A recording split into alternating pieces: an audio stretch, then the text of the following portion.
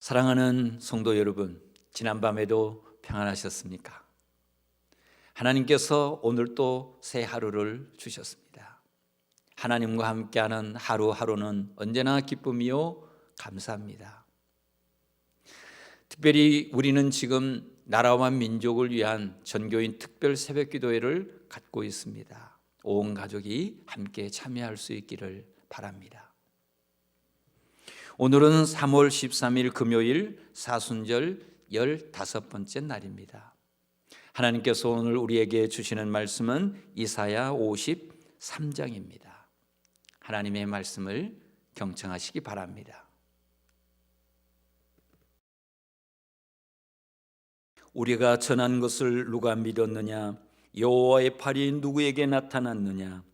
그는 주 앞에서 자라나기를 연한 순 같고 마른 땅에서 나온 뿌리 같아서 고운 모양도 없고 풍채도 없은즉 우리가 보기에 흠모할 만한 아름다운 것이 없도다. 그는 멸시를 받아 사람들에게 버림받았으며 간고를 많이 겪었으며 질고를 아는 자라. 마치 사람들이 그에게서 얼굴을 가리는 것 같이 멸시를 당하였고 우리도 그를 귀히 여기지 아니하였도다. 그는 실로 우리의 질고를 지고 우리의 슬픔을 당하였거늘 우리는 생각하기를 그는 징벌을 받아 하나님께 맞으며 고난을 당한다 하였노라. 그가 찔림은 우리의 허물 때문이요 그가 상함은 우리의 죄악 때문이라. 그가 징계를 받음으로 우리는 평화를 누리고 그가 채찍에 맞음으로 우리는 나음을 받았도다. 우리는 다 양 같아서 그릇 행하여 각기 제 길로 갔거늘 여호와께서는 우리 모두의 죄악을 그에게 담당시키셨도다. 그가 곤욕을 당하여 괴로울 때에도 그의 입을 열지 아니하였으며 마치 도수장으로 끌려가는 어린 양과 덜 깎는 자 앞에서 잠잠한 양같이 그의 입을 열지 아니하였도다.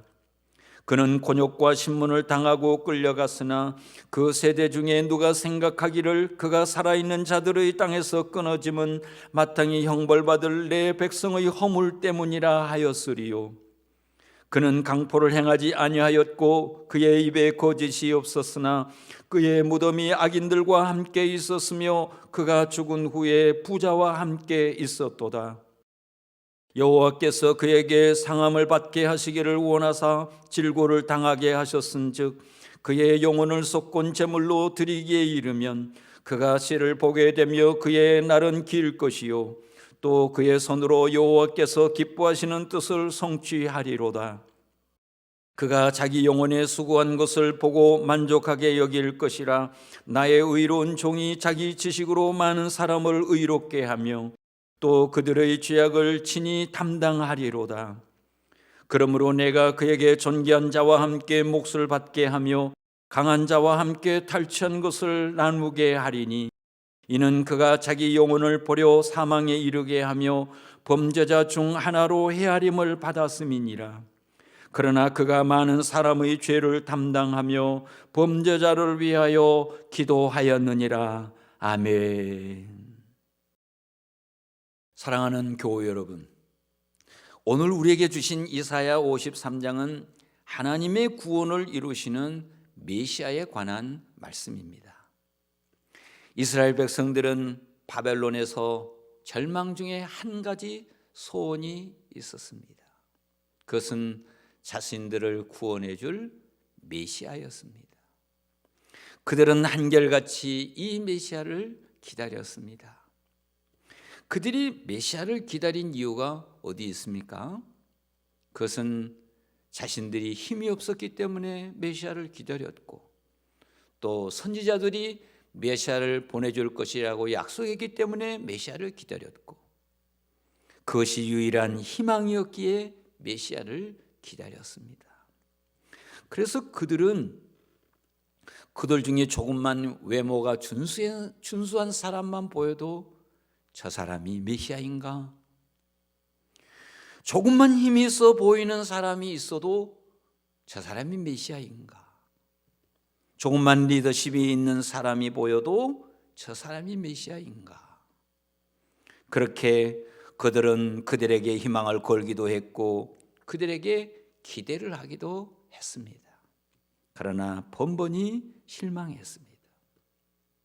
그렇게 살아가는 그들에게 하나님은 이사야 선지자를 통해서 진정한 메시아는 어떤 사람인지 오늘 선명하게 보여주고 있습니다. 하나님께서 보내주신 메시아는 어떤 사람입니까? 오늘 2절을 같이 보시겠습니다. 그는 주 앞에서 자라나기를 연한 순 같고 마른 땅에서 나온 뿌리 같아서 고운 모양도 없고 풍채도 없은즉 우리가 보기에 흠모할 만한 아름다운 것이 없도다. 메시아의 첫 번째 특징이 무엇입니까? 출중한 외모가 없다는 것입니다. 볼품이 없다는 것입니다. 이것이 메시아의 첫 번째 특징입니다. 또 메시아는 어떤 사람입니까? 3절입니다. 그는 멸시를 받아 사람들에게 버림받았으며 간고를 많이 겪었으며 질고를 아는 자라. 마치 사람들이 그에게서 얼굴을 가리는 것 같이 멸시를 당하였고 우리도 그를 귀히 여기지 아니하였도다. 메시아의 두 번째 특징은 사람들로부터 존중받는 사람이 아니라 무시받는 사람이라는 것입니다. 사람들로부터 존경받는 사람이 아니라 멸시받는 사람이라고 이야기하고 있습니다. 사랑하는 교우 여러분, 이런 사람이 어찌 메시아가 될 수 있습니까? 이런 사람은 메시아가 될 수 없습니다. 그런데 하나님은 이런 사람이 메시아라고 말하는 것입니다. 그럼 어떤 사람이 메시아인 것입니까? 하나님께서 계획하시는 메시아는 바벨론에서 구원할 사람이 아닙니다. 하나님이 계획하시는 메시아는 강대국에서 해방시키는 메시아도 아닙니다. 그럼 하나님께서 말씀하시는 진정한 메시아는 어떤 사람입니까? 4절을 같이 보시겠습니다. 그는 실로 우리의 질고를 지고 우리의 슬픔을 당하였거늘 우리는 생각하기를 그는 징벌을 받아 하나님께 맞으며 고난을 당한다 하였노라. 여기 질고라는 말과 슬픔이라는 단어가 나오고 있습니다. 질고가 무엇입니까? 질고는 육체적인 질병을 말합니다. 슬픔이 무엇입니까? 슬픔은 정신적인 마음의 질병을 의미합니다. 메시아는 어떤 사람입니까? 메시아는 인간의 질고를 대신 감당해 줄 사람입니다. 메시아는 인간의 슬픔을 대신 감당해 줄 사람입니다. 또 메시아는 어떤 사람입니까? 5절입니다. 그가 찔림은 우리의 허물 때문이요 그가 상함은 우리의 죄악 때문이라. 그가 징계를 받음으로 우리는 평화를 누리고 그가 채찍에 맞음으로 우리는 나음을 받았도다. 여기 허물이라는 말과 죄악이라는 말이 나오고 있습니다. 허물이라는 말은 하지 말아야 할 것을 행한 범죄를 말합니다. 죄악이라는 말은 무슨 뜻입니까? 죄악이라는 것은 당연히 해야 할 것을 하지 않는 죄를 말하는 것입니다. 우리는 하나님께서 하지 말라는 것을 했고 하나님께서 하라는 것을 하지 않았습니다. 그래서 우리는 하나님의 법을 거역한 죄인들입니다. 우리는 저주와 정죄의 대상이 되었습니다. 성경은 말합니다. 모든 사람이 죄를 범하였음에 하나님의 영광에 이르지 못하더라. 의인은 없나니 하나도 없으며 선을 행하는 자도 없나니 하나도 없도다. 그래서 우리는 마음의 평화를 잃었고 그래서 우리는 마음에 상처가 가득합니다. 그래서 인간은 행복을 마음껏 누리지 못하고 있습니다. 누가 우리를 이 불행한 가운데서 구원할 수 있는 것입니까? 인간의 허물과 죄악에서 우리를 구해줄 메시아는 누구입니까? 인간의 징계와 상처로부터 우리를 구해줄 메시아는 누구입니까? 메시아는 우리의 허물을 대신하여 창에 찔리고, 메시아는 우리의 죄악을 대신하여 칼에 맞아줄 사람입니다. 그분이 징계를 받음으로 우리에게 평화를 주시고, 그분이 채찍에 맞음으로 우리에게 치유와 회복을 주시는 분입니다. 사랑하는 교회 여러분, 누가 우리의 허물을 대신하여 창에 찔리고, 누가 우리의 죄악을 대신하여 칼에 맞을 수 있습니까? 누가 우리에게 평화를 주시고자 우리를 대신하여 징계를 받아주시고, 누가 우리에게 치유를 주시고자 우리를 대신하여 채찍에 맞을 수 있습니까? 세상에 그런 사람은 없습니다. 유사일에 그런 사람은 없었습니다. 오직 한 분이 있습니다. 그분은 예수 그리스도입니다. 인간의 영혼을 무너뜨리는 것은 무기도 힘도 아닙니다. 심지어 가난도 질병도 실패도 아닙니다. 인간의 영혼을 무너뜨리는 것은 죄와 허물이요 징계와 상처입니다. 누가 죄악의 사슬에서 벗어나게 할 수 있습니까? 누가 허물의 늪에서 벗어나게 할 수 있습니까? 누가 징계의 구덩이에서 건져낼 수 있습니까? 누가 상처의 고통에서 우리를 건져낼 수 있습니까? 그분은 오직 예수 그리스도입니다. 예수 그리스도는 우리 대신 죄악을 짊어지셨습니다. 예수 그리스도는 우리 대신 허물을 뒤집어 쓰셨습니다. 예수 그리스도는 우리 대신 징계를 받으셨습니다.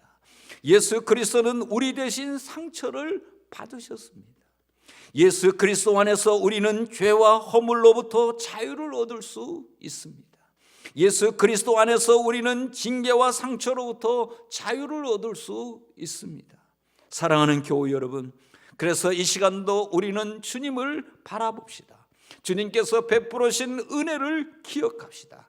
그 은혜 안에 잠길 때 자유를 얻고 평안을 얻습니다.